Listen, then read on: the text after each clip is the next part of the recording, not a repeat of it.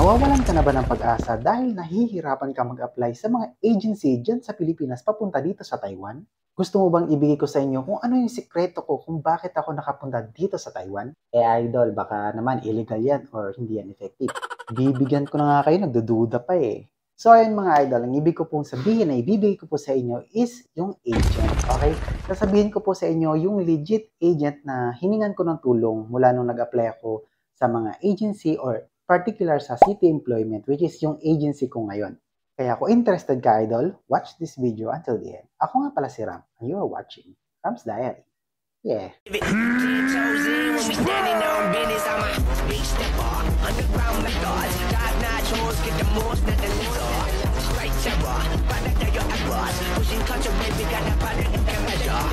So yun mga idol, nakikita nyo medyo wet look tayo ngayon, no? Kasi pinagpapawisan ako.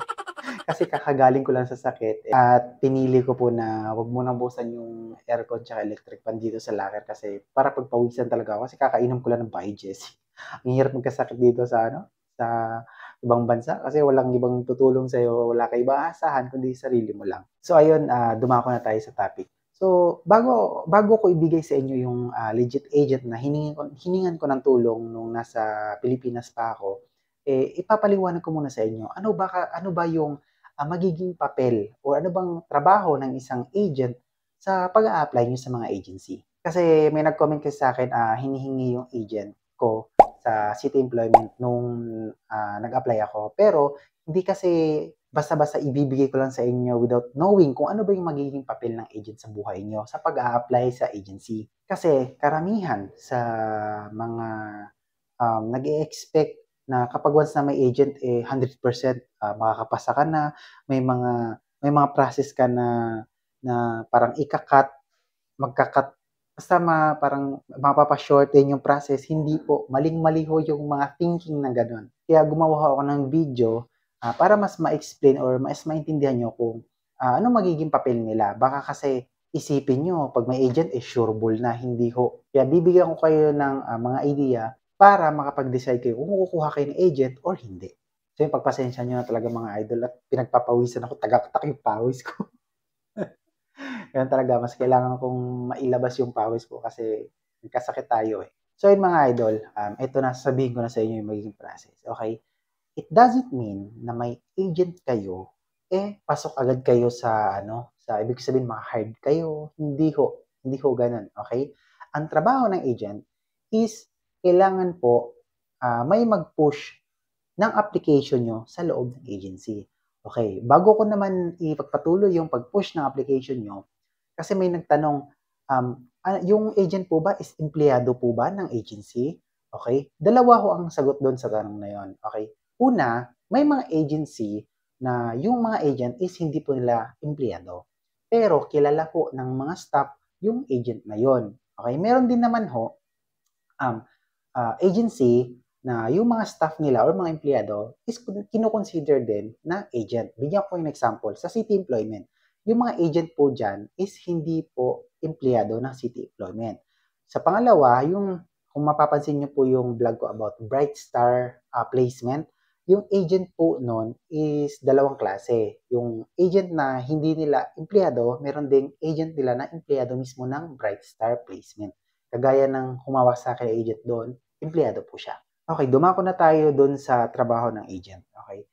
Ang trabaho nila talaga, kapag once na kukuha ka ng agent, is minsan tinatanong nila kung complete requirements ka na. Minsan sila yung nag-screen. Okay? Hindi naman totally na screening. Kumbaga, mga tatanungin ka lang nila kung kumpleto na hindi. Kasi kapag once na hindi kasi kayo kumpleto ng documents, minsan hindi na nila kayo sasabihin na mag-proceed agad. Ang sasabihin nila sa inyo is, kumpletuhin nyo muna. Kasi ganoon din naman, pagdating ng checking ng document sa staff ng agency, hindi rin naman ako kayo makakapag-pursue kasi nga, kulang yung requirements nyo. Okay, kulang yung mga documents. Kaya sa agent pa lang sinasabi nila or tinatanong na nila kung complete requirements ka na.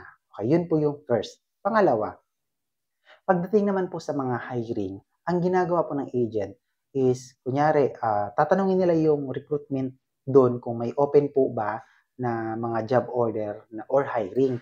Ngayon, kapag once na may hiring, sila kasi ang unang nakakaalam kung may hiring bago mag-post po yung mga agency sa Facebook page nila. Sila mismo maghahanap na or sasabihin ng recruitment nila, oh may hiring kami, kailangan naman ng taong ganito, ganyan. So ngayon, si agent po, it's either ipupush kayo doon sa hiring. For example dalawa yung hiring, okay? Si agent, i-line up, ipupush kanila sa recruitment para ma-line up po kayo doon.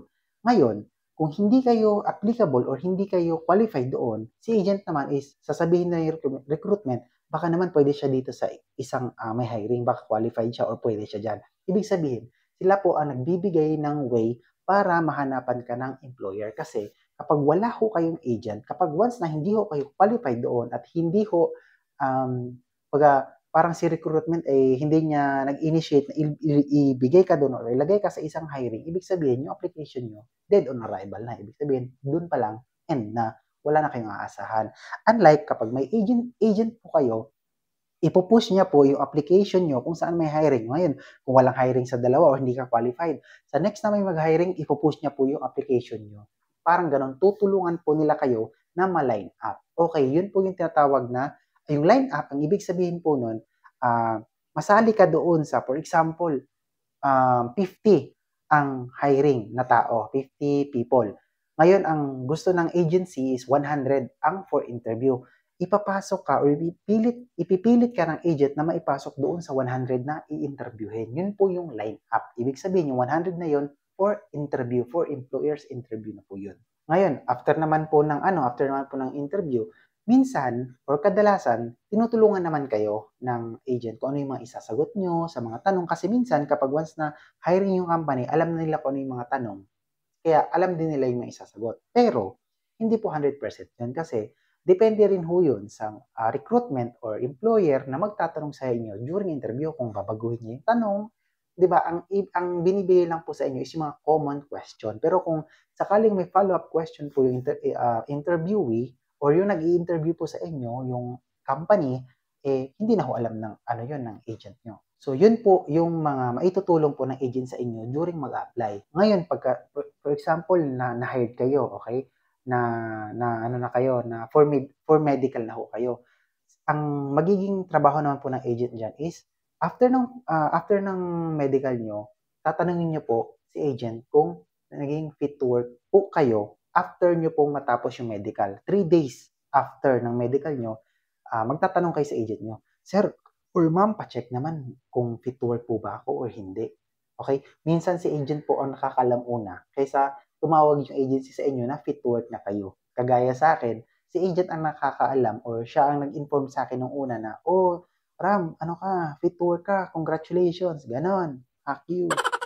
Kaya ako nagaganon kasi yung agent ko kasi dati is, basta. Nasabi ko yan sa ibang vlog, hindi ko sasabihin niya yan. Pero wag kayong mag-aalala kasi ibibigay kong agent sa inyo is magaling, maayos. At masabi ko maganda yung trato niya sa mga tao. Maganda yung feedback. So after naman na for medical na kayo, ayun, minsan kasi hanggang doon lang talaga si agent. Kasi ang magsasabi na po sa inyo kung ano yung magiging next process, like for example, for TECO na kayo, is si agency na po talaga. Sila na po yung magti-take over sa inyo doon. Kasi minsan yung mga ganong information is hindi na nila dinidisclose sa agent. Pero may minsan din naman na sasabihin, for contract signing, minsan alam ng agent po yun. Kasi nakikipag-cooperate or nakikipag-coordinate din naman yung mga agent doon sa mga staff ng agency. And take note po, no?